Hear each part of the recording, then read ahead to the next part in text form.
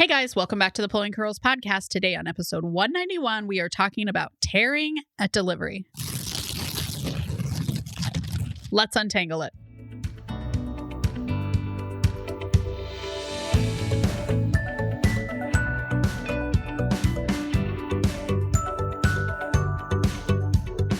Hi, I'm Hillary Erickson, the curly head behind the Pulling Curls podcast, Pregnancy and Parenting Untangled.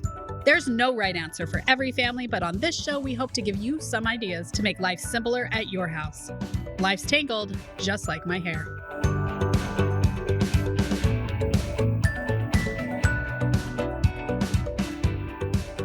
Hi, I'm Hillary, and I had a 4th degree tear, which means you tear from where the baby exits to almost your butthole, and I live to tell the tale. So today I want to talk a little bit more about tearing at delivery. I wanted it to be a solo episode because I think I have a lot to offer in this area, because I think a lot of people imagine that they have no idea how you come back from that, and I have some good tips for you guys. So first of all, I did a deep dive on perineal stretching. We had Ashley on talking about how to take care of your bottom after delivery, and she talked that she had done perineal stretching a lot. So I was like, I should look a little bit more into those studies, because I've heard it's a little bit equivocal as to if it helps or doesn't help. First off, perineal stretching does not help if it is your second baby. If you've already had a baby that has stretched out your lady bits, then you can take a breather from perineal stretching for subsequent babies. It only helps on your first baby. It shows that it does decrease episiotomies, and I'm not 100% sure why that is true. That was kind of an interesting fact for me. And it decreases the larger tears. It doesn't look like it really decreases the 1st and 2nd degree tears. We're talking more about 3rd and 4th degree tears. So if you're thinking about that area, 1st and 2nd degree is just a small tear, whereas when you get into 3rd and 4th degree, it's a larger tear, more difficult to heal from, and all those different kinds of things. Do you feel prepared for your delivery? In just 3 short hours, you can be prepared for the confident, collaborative delivery you want. You'll know what to expect and how to talk with your healthcare team, and there are no boring lessons in this class. I'll use humor, stories from my 20 years in the delivery room to engage both of you. I love how Alyssa told me that she found herself laughing at things that used to sound scary. Most of all, you guys are going to be on the same page from bump to bassinet. Join the online prenatal class for couples today. You can save 15% with coupon code UNTANGLED. You can find the link in the show notes.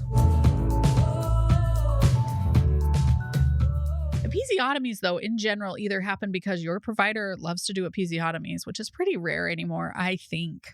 Fingers crossed. Or your baby is in distress and they need to get them out quickly. So I'm not exactly sure how perineal stretching helps both of those. That's something I'm going to have to think about more, but not getting cut sounds like a win to me. The thing I think that about these studies is they show people how to do the perineal stretching. And if that's something you want to do, I don't have a post on my website, but there are ways to find out how to do perineal stretching. You're basically just like using your thumb at the bottom of your birth canal and pushing down to stretch that area out. So people would be shown how to do that, but they're doing it on their own. And if there's anything I've learned as a nurse is that everybody does things differently, even after we teach them how to do it. So they're not going to Joan, who is doing their perineal stretching, Joan, the nurse practitioner, I was going to say, but they're doing it on their own. So I think how people probably did the perineal stretching would be hard to assess in the study, just because it's so private and kind of weird. So interesting. If you are on your first baby, though, I would recommend checking out how to do it. I should also write a post about it. If I have written a post about it before this thing comes out, I will link it below, or I'll put it in the show notes.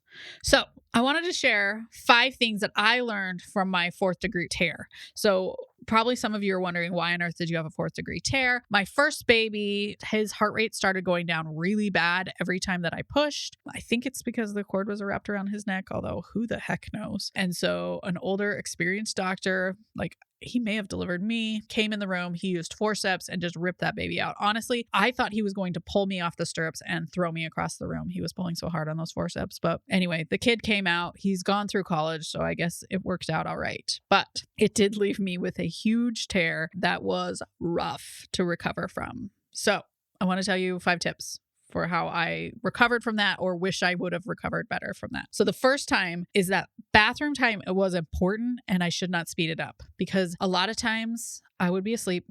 I'm taking a nap. Baby wakes up, but I have to pee, which means I have to change my pad. I need to spray myself off, do all those things. And I would kind of just halfway do those things. And I should have more fully taken the time to heal my perineum rather than just running into his room, getting him up, feeding him a bottle. I should have taken the time to make sure that I did my perineal care. It was probably only 1 minute extra before I went in his room. Yes, it sounds like a horrible mom who would let their baby sit in their room and cry, but it's just something that I wish I would have made a little bit more important. Keep in mind, my husband got 2 days of paternal leave or whatever, and that was pretty much while I was in the hospital. He may have even gone to work while I was in the hospital. So I only, by the way, took 5 weeks off after he was born. We didn't have very much money. I worked at a nursing home. My husband worked at a machine shop. Like, we were barely making ends meet. So I needed to go back to work. I went back and I would work 6s or 12s on Saturdays because we wouldn't have to use daycare. It's just how we've always done it. Make bathroom time a priority. If somebody else can get up with baby and get their diaper changed before you go in to feed them or whatever,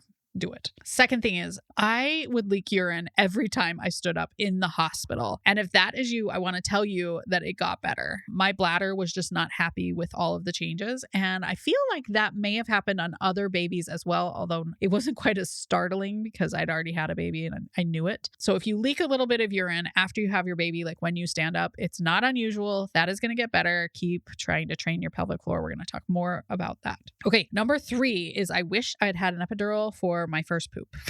I took the stool softeners religiously. I knew how important they were. I tried to eat a lot of fruit. I tried to drink a lot of water. But at the same time, because I tore so much, I was also trying to take painkillers, which, by the way, I don't think they really helped, because when you're sitting directly on your incision, every time you sit down to lay on your bed or whatever, it's just miserable. So I wish I hadn't taken as many painkillers. I wish that I had probably started something in addition to soften my stools besides just the stool softener that they gave me, probably a Ducosate sodium. Probably wish that I had tried a Metamucil or some fiber additive in addition to that. I probably don't think that I pooped until about a week after I had that baby. I wanted to die.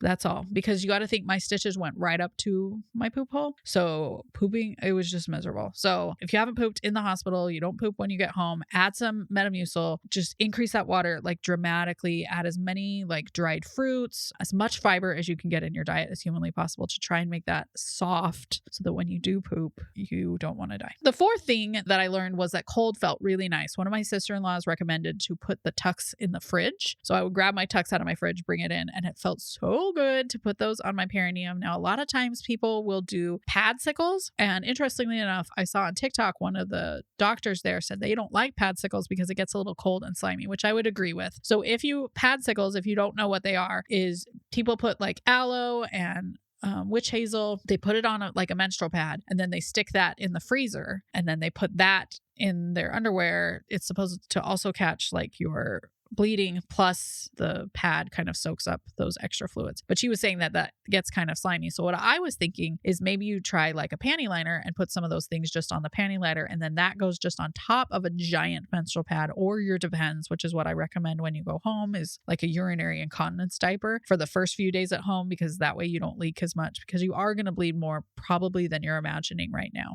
Anyway, cold is nice. So I put my Tux in the fridge. That's level 1. If you want to make a padsicle, that's level 2. But I would recommend, I like the idea of having a smaller pad that you put on your bigger pad maybe, because cold does feel so good on that area. I would use the Peri-Wash bottle. I would put cold water in that. And when I would run out of water in that, I would be so sad. So I actually have a bidet now, and I wish I had it back then. You just want to make sure that the bidet has a very small setting. A lot of them spray hard because it's sort of there to clean you off. But I would have sat on my toilet 24 hours a day, probably, if I had had a bidet back in the day. I have a Tushy, but I also have one from the Home Depot, and I think I prefer the Home Depot one better. Don't tell Tushy. But because it has that slower flow for after baby. They honestly are $30. They are not that hard to install. All the directions are in there. If you own your own home and you're having your baby, I think it's a great idea. Honestly, if you don't own your own home, it's easy to install and take out before you leave your rental. So, okay, number 5 is that it is recoverable. First, I think a lot of people just imagine the idea of tearing just horrific, and it is not fun. I agree, but it is recoverable. Caveat, I wish I had gotten actual good physical therapy after my first son. Now, he was born in 2000. Absolutely no one was doing pelvic floor physical therapy back then. So it's not like I just got ignored. It just wasn't even a thing back then. So I was trying to do Kegels. I was trying to do, I would read articles. I talked to my doctor about it briefly. He was not the greatest doctor probably. And I just tried my best. On my third baby, I had my pelvis had separated. I had a lot of tailbone pain. I went to a pelvic floor physical therapy, the therapist. It was absolutely horrible. I couldn't understand her very well. She was Asian. And honestly, thinking back to the things that she told me then versus what I know now, she was probably off base, not as well trained as they are now. That child is 14. So that again was a while ago. So find a pelvic floor physical therapist that you really mesh with. If you're going to one and things just seem weird and you don't like it, find a different one. I was with Kaiser, so she was pretty much the one that I could see. But getting good pelvic floor physical therapy, I think, is so important. And I would recommend it if you have a second or third, fourth degree tear, or you feel like anything is off. Talk with your provider, ask them for a physical therapy consult so you can see somebody after the baby. Just 3 or 4 visits. I really think that they could really help you avoid a lot of the problems that your mom or people my age have, because you can, retrain your body really quickly. And honestly, for me, because my pelvis separated, it didn't separate on the first baby. It separated on my second baby, who was a lot larger. I think I healed my pelvis in kind of a wonky way. And just until recently have I been able to fix that through some mobility training.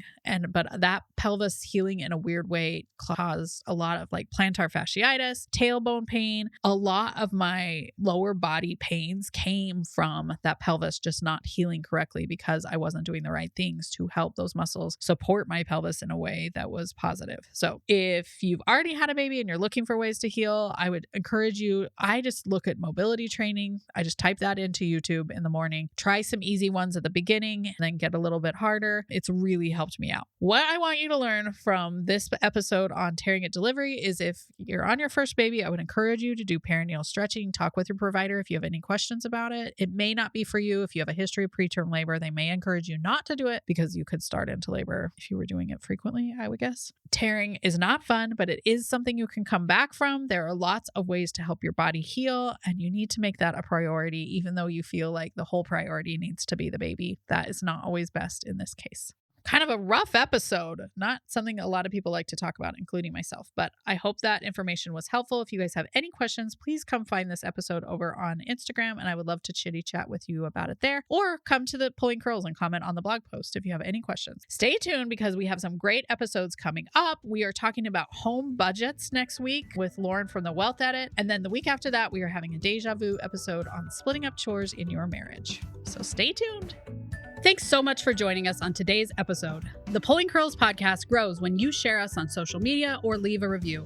If you do, please tag us so that we can share and send you a virtual hug, which frankly is my favorite kind of hugging. Until next time, we hope you have a tangle-free day.